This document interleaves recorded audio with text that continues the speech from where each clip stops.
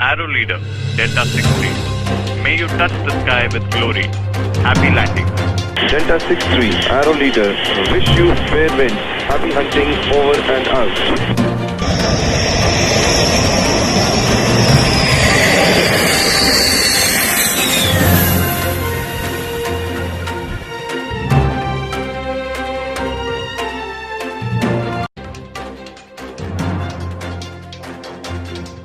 नमस्कार दोस्तों, मैं हूं सुधांशु।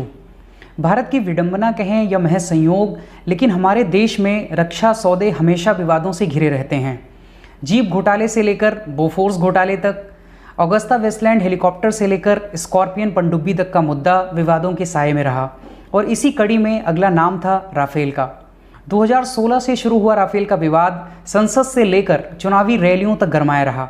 चौकीदार चोर है और मैं भी चौकीदार, इन दोनों के बीच परसेप्शन और नैरेटिव की जो लड़ाई शुरू हुई थी उसने इस विवाद को और हवा दी।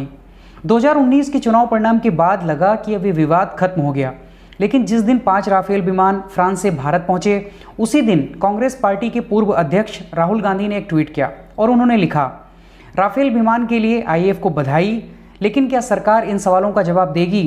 विमान की कीमत 526 करोड़ के बजाय 1670 करोड़ क्यों कर दी गई? 126 के बजाय 36 विमान ही क्यों? और अनिल अंबानी को 30,000 करोड़ का कॉन्ट्रैक्ट क्यों दिया गया? दोस्तों, राहुल गांधी की बातों में कितनी सच्चाई है? क्या सच में अनिल अंबानी को 30,000 करोड़ का कॉन्ट्रैक्ट दिया गया है? 126 के बजाय 36 विमान क्यों? साथ ही साथ 526 और 1670 करोड़ का क्या गणित है? क्या इन आरोपों में कोई सच्चाई है या यह सिर्फ एक प्रोपेगेंडा है? आपके सारे प्रश्नों का जवाब और राफेल विमान से जुड़ी हुई पूरी जानकारी इस वीडियो में। लेकिन आगे बढ़ने से पहले अगर आपने हमारे चैनल को अभी भी सब्सक्राइब नहीं किया तो प्लीज़ इसे सब्सक्राइब करिए।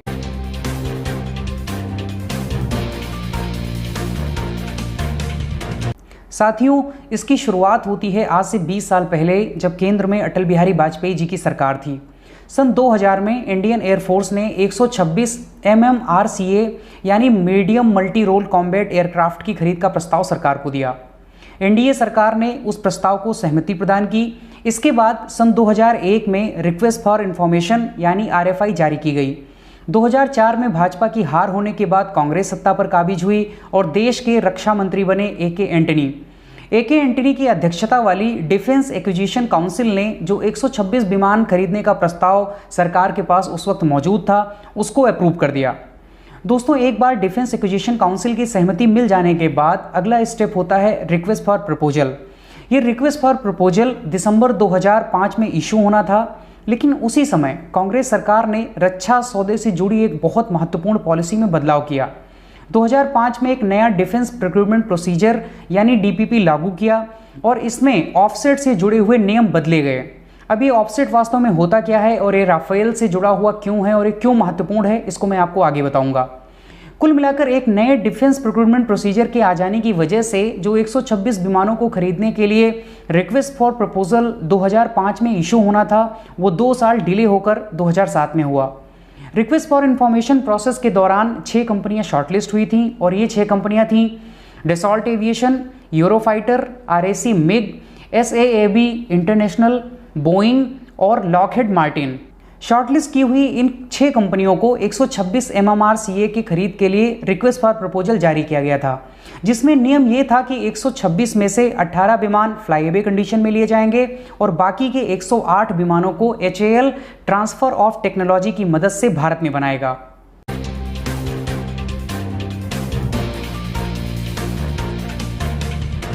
साथियों, इसके बाद अगली प्रक्रिया थी इन शॉर्टलिस्ट किए हुए विमानों के टेक्निकल इवैल्यूएशन और फील्ड ट्रायल की। 2010 की शुरुआत में इंडियन एयरफोर्स ने इन सारे विमानों का मूल्यांकन कर लिया और अप्रैल 2010 में शॉर्टलिस्ट की हुई कंपनियों से अपडेटेड बिड मांगी गई।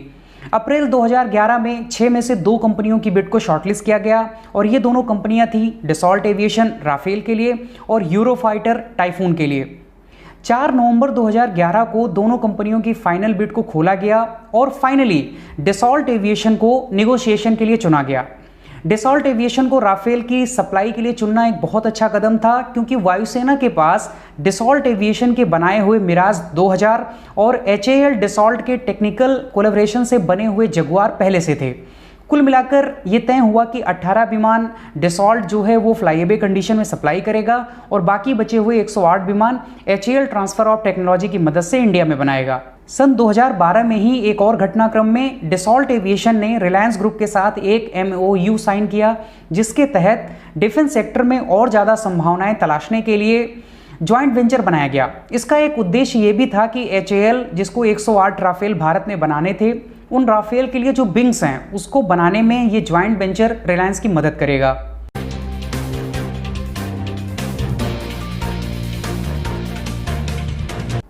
दोस्तों, अब जबकि ये तय हो गया कि डसॉल्ट एविएशन भारत को राफेल विमान देगा, तो अगली प्रक्रिया थी डील साइन करने की।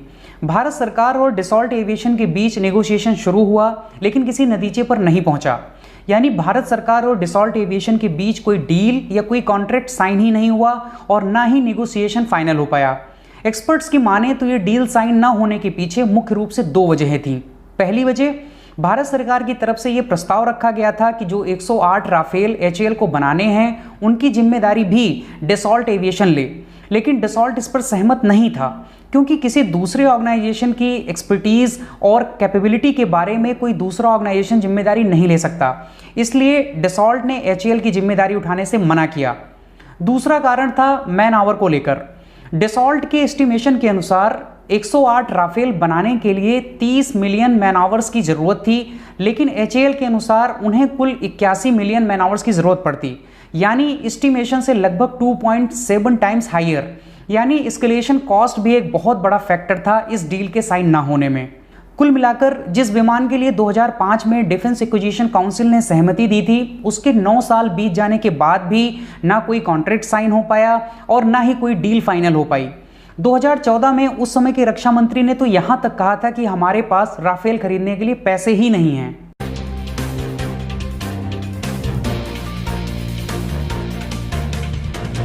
साथियों, 2014 में नरेंद्र मोदी की अगुवाई में भाजपा की सरकार बनी। मोदी सरकार के पास राफेल को लेकर 2 विकल्प थे। पहला, जिस डील पर निगोशिएशन हो रहा था उसको आगे बढ़ाना, और दूसरा, वायुसेना की तत्काल जरूरत को समझते हुए जल्द से जल्द राफेल उपलब्ध कराना। नरेंद्र मोदी ने दूसरा विकल्प चुना। 10 अप्रैल 2015 को अपनी फ्रांस यात्रा के दौरान नरेंद्र मोदी ने घोषणा की कि भारत 36 राफेल विमानों को फ्लाईएबे कंडीशन में डसॉल्ट एविएशन से खरीदेगा और ये purchase government to government agreement के तहत होगा। 23 सितंबर 2016 को ये डील साइन हुई और ये डील पूरी थी लगभग 59,000 करोड़ की, यानी एक राफेल की कीमत लगभग 1640 करोड़ रुपए।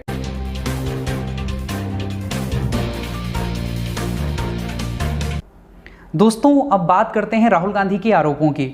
राहुल गांधी का पहला आरोप यही है कि 526 करोड़ का विमान 1670 करोड़ में क्यों खरीदा, क्योंकि पुरानी डील में पूरा नेगोशिएशन ही प्राइसिंग और कस्टमाइजेशन को लेकर था और डसॉल्ट कभी भी इस प्राइस पर विमान देने के लिए तैयार नहीं था।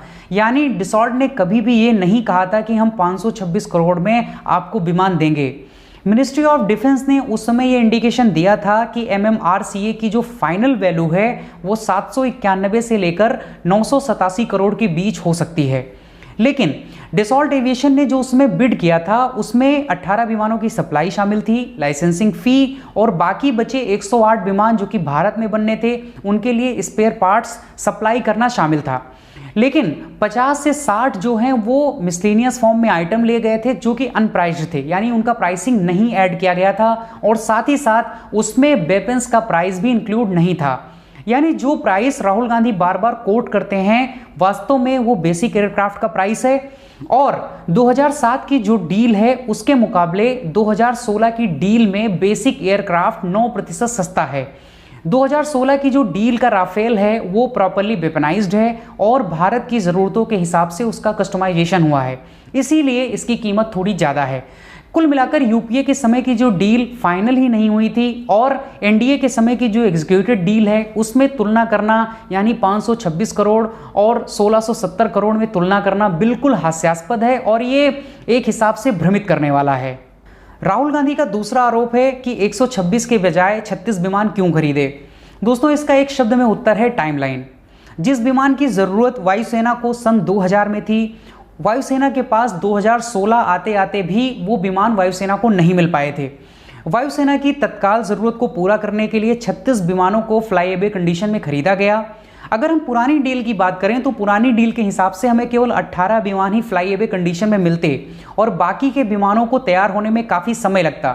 यानी अगर 2016 में पुरानी डील साइन होती तो आज की डेट में जो हमें 36 विमान मिल रहे हैं उसमें से हमें केवल 18 विमान ही मिल पाते और बाकी विमानों को मैन्युफैक्चरिंग करने की तैयारी होती, जिसमें काफ़ी समय लगता और इमीडिएट जो रिक्वायरमेंट है, क्योंकि कई सारे स्क्वाड्रन के पास अभी भी राफेल जैसे या एक हिसाब से कह लीजिए फाइटर जेट उपलब्ध नहीं है, तो उनको इमीडिएट उनकी जो रिक्वायरमेंट है उसको पूरा करने के लिए ये 18 विमान काफ़ी नहीं होते। इवन 36 विमान भी काफ़ी नहीं है, लेकिन 36 विमान कहीं ना कहीं 18 विमानों से ज़्यादा कैपेबल हैं और कहीं ना कहीं वो एक हिसाब से 2 स्क्वाड्रन की रिक्वायरमेंट को पूरा कर रहे हैं।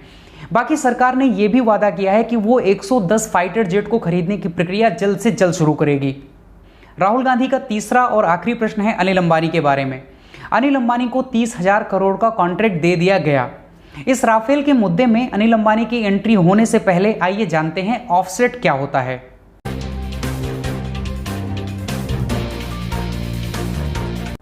साथियों, जब भी हम कोई डिफेंस रिलेटेड एग्रीमेंट करते हैं तो टोटल डील का कुछ प्रतिशत हिस्सा कंपनी को वापस हमारे देश में इन्वेस्ट करना होता है। डिफेंस रिलेटेड कंपनीज के साथ टाई अप करना, स्ट्रेटेजिक पार्टनरशिप डेवलप करना और कुल मिलाकर उनसे बाद में स्पेयर पार्ट्स लेना, ये सब ऑफसेट के अंदर आता है। अब डसॉल्ट एविएशन ही ऑफसेट सप्लायर की लिस्ट बनाएगा, यानी सामान किससे खरीदना है और कितना खरीदना है ये पूरी तरीके से डसॉल्ट पर निर्भर करता है।